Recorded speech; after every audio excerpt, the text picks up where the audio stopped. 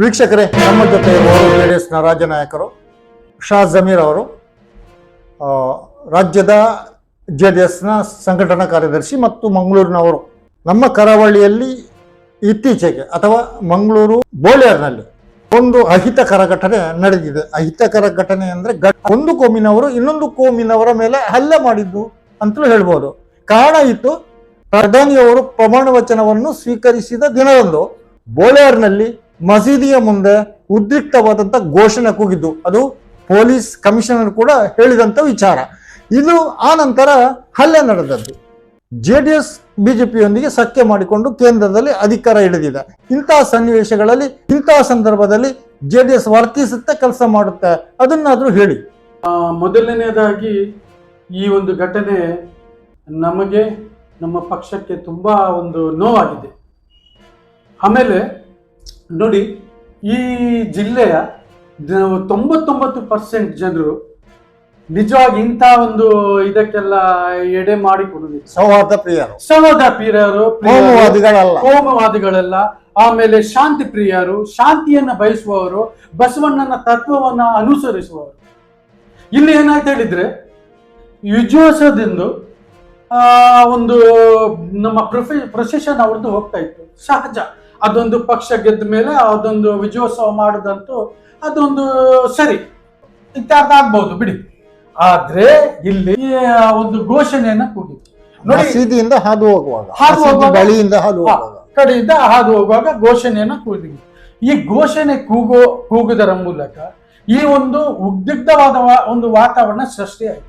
ಇಲ್ಲಿ ನೋಡಿ, ನಿಜವಾಗಿ ನಾವು ಈ ಸಮಾಜದ ಹಿರಿಯರು, ಸಮಾಜದ ಧುರೀಣರು, ಆಮೇಲೆ ಸಮಾಜದ ಚಿಂತಕರು, ಆಮೇಲೆ ಈ ಸಮಾಜದ ನಾಯಕರು, ಆಮೇಲೆ ಈ ರಾಜಕೀಯ ನಾಯಕರು ಸಮೇತ ಇವರು ಅದನ್ನ ನಿಜವಾಗಿ ಒಂದು ತಿಳಿ ಮಾಡಬೇಕಿತ್ತು. ಇದನ್ನ ನೀವು ಪುನಃ ಇದನ್ನ ಹೆಬ್ಬೇರಿಸುವ ಒಂದು ಅಗತ್ಯವಿರಲಿಲ್ಲ.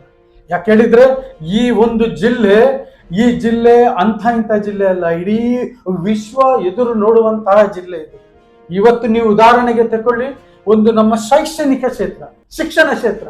ಈ ಶಿಕ್ಷಣ ಕ್ಷೇತ್ರದಲ್ಲಿ ಇವತ್ತು ಈ ಒಂದು ಜಿಲ್ಲೆ ಎಲ್ಲಿಯವರೆಗೆ ಮುಂದುವರೆದಿದೆ ಹೇಳಿದ್ರೆ, ಇಡೀ ವಿಶ್ವ ನಮ್ಮನ್ನ ನೋಡ್ತಾ ಇದೆ. ಇಂಥ ಒಂದು ಸಮಯದಲ್ಲಿ, ಇಂಥ ಒಂದು ಸವಲತ್ತು ಇರುವಂತಹ ಸಮಯದಲ್ಲಿ, ಆಮೇಲೆ ಇದನ್ನೇ ನೋಡಿ, ಈ ಒಂದು ಕೈಗಾರಿಕೆಗೆ ನೋಡಿ, ಈ ಕೈಗಾರಿಕೆಗೆ, ಪ್ರವಾಸೋದ್ಯಮಕ್ಕೆ, ಇದಕ್ಕೆ ಎಲ್ಲ ಈ ವಿದೇಶಿ ಹೂಡಿಕೆದಾರರಿಗೆ ಇದು ಒಂದು ಒಳ್ಳೆಯ ಜಿಲ್ಲೆ. ಯಾಕೆ ಹೇಳಿದ್ರೆ, ಇಲ್ಲಿ ಕೈಗಾರಿಕೆಗೆ ಪ್ರತಿ ಒಂದು ನಿಮಗೆ ಸವಲತ್ತು ಸಿಗ್ತದೆ, ಎಲ್ಲ ರೀತಿಯ ಸವಲತ್ತು ಇಲ್ಲಿ. ಇಂಥ ಒಂದು ನಾವು ಜಿಲ್ಲೆಯಲ್ಲಿದ್ದೇವೆ. ಈ ಜಿಲ್ಲೆಯಲ್ಲಿ ನೋಡಿ, ಇಂಥ ಒಂದು ಅಹಿತಕರವಾದ ಘಟನೆ ಆದ ಕಾರಣ ನಮ್ಮ ಜಿಲ್ಲೆಗೆ ಇವತ್ತು ಯಾರು ಬರ್ತಾ ಇಲ್ಲ. ಪ್ರವಾಸೋದ್ಯಮದವರು, ಪ್ರವಾಸಿಗರು, ಆಮೇಲೆ ವಿದೇಶಿ ಹೂಡಿಕೆದಾರರು ಇವತ್ತು ಯಾಕೆ ನಾವು ಇಲ್ಲಿಗೆ ಬರ್ತಾ ಇಲ್ಲ ಹೇಳಿದ್ರೆ, ನಾನು ನಿಮಗೆ ಹೇಳ್ತಾ ಇದ್ದೇನೆ ನೋಡಿ, ನಮ್ಮ ಇಂಥ ಒಂದು ಘಟನೆಯಿಂದ, ಅದರಿಂದ ನಮ್ಮ ಜಿಲ್ಲೆಯ ನಾಗರಿಕರು ನೀವು ಇದನ್ನ ಅರ್ಥ ಮಾಡಿಕೊಳ್ಬೇಕು. ಒಂದು ವೇಳೆ ನೀವು ಈ ಒಂದು ಹೊಟ್ಟೆನೆಲ್ಲ ಆಗದೆ ನಾವು ಶಾಂತಿ ಪ್ರಿಯರಾಗಿದ್ರೆ, ಸರ್ವ ಜನಾಂಗದ ಶಾಂತಿಯ ತೋಟಕ್ಕೆ ನಾವು ಕಾರಣಕರ್ತರಾಗಿದ್ರೆ, ಖಂಡಿತವಾಗಿಯೂ ಹೊರ ದೇಶದಿಂದ ವಿದೇಶಿ ಬಂಡವಾಳ ಇಲ್ಲಿ ಬರ್ತದೆ. ವಿದೇಶಿ ಬಂಡವಾಳ ಇಲ್ಲಿ ಬಂದ್ರೆ ನಾವು ಇಲ್ಲಿ ಎಷ್ಟು ಯುವಕರಿಗೆ ಕೆಲಸ ಕೊಡ್ಬೇಕು. ಇವತ್ತು ನಿಮ್ಗೆ ಗೊತ್ತಿದೆ, ಇವತ್ತು ನಮ್ಮ ಎಷ್ಟ ಯುವಕರು ಇವತ್ತು ಕೆಲಸ ಇಲ್ಲದೆ ಅಲೆದಾಡ್ತಿದ್ದಾರೆ. ಕರಾವಳಿಯ ಅಭಿವೃದ್ಧಿಗೆ ಈ ಕೋಮು ಉದ್ದೇಶಗಳು ಅಥವಾ ಘರ್ಷಣೆಗಳು ಮಾರಕ ಅಂತ ನೀವು ಹೇಳ್ತಾ ಇದ್ದೀರಿ. ಇದಕ್ಕೆ ಸರ್ಕಾರ ಅಥವಾ ನಿಮ್ಮಂತ ಪಾರ್ಟಿಗಳು ಏನು ಕೆಲಸ ಮಾಡಬೇಕು? ನೋಡಿ, ಇದಕ್ಕೆ ಖಂಡಿತವಾಗಿ ಇದೊಂದು ಮಾರಕವೇ, ಅದರಲ್ಲಿ ಎರಡು ಮಾತಿಲ್ಲ.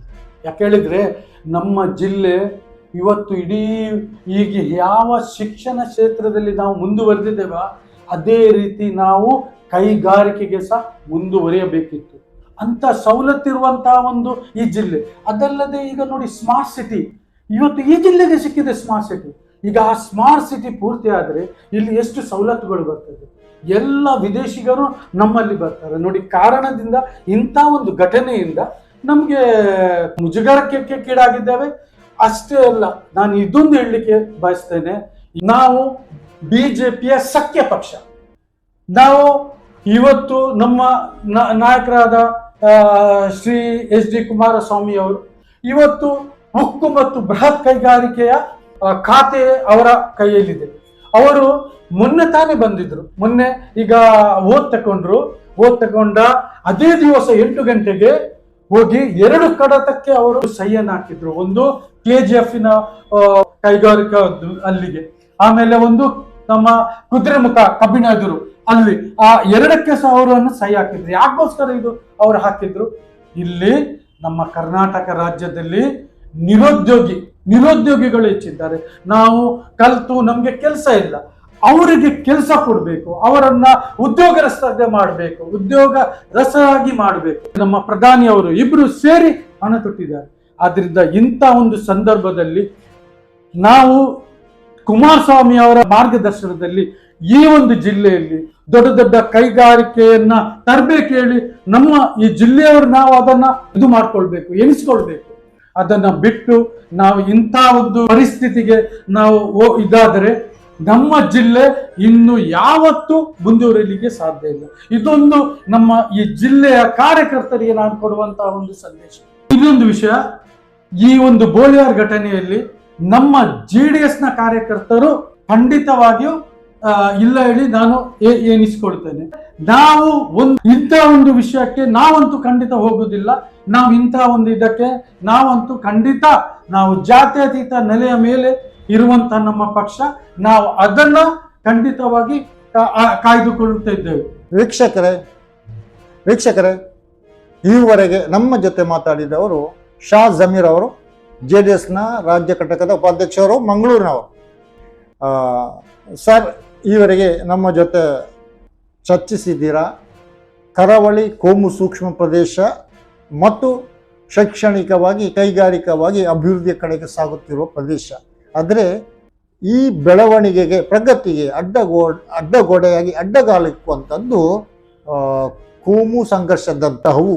ಆದರೆ ಇಂಥದ್ದು ನಡೆಯಬಾರದು ಎನ್ನುವಂಥ ಸಂದೇಶವನ್ನು ನೀಡಿದ್ದೀರಿ ಮತ್ತು ಪಕ್ಷದ ಕಾರ್ಯಕರ್ತರಿಗೂ ತಮ್ಮ ಸಂದೇಶವನ್ನು ನೀಡಿದ್ದೀರಾ. ವೀಕ್ಷಕರೇ, ಈವರೆಗೆ ಇಷ್ಟು. ಇನ್ನೊಂದು ಕಾರ್ಯಕ್ರಮದಲ್ಲಿ ಇನ್ನು ಮಿನಿಮಮ್ ಮುಂದೆ 400 ರೂಪಾಯಿ ಮುಂಚಿ. ಜೈ ಭಾರತ್.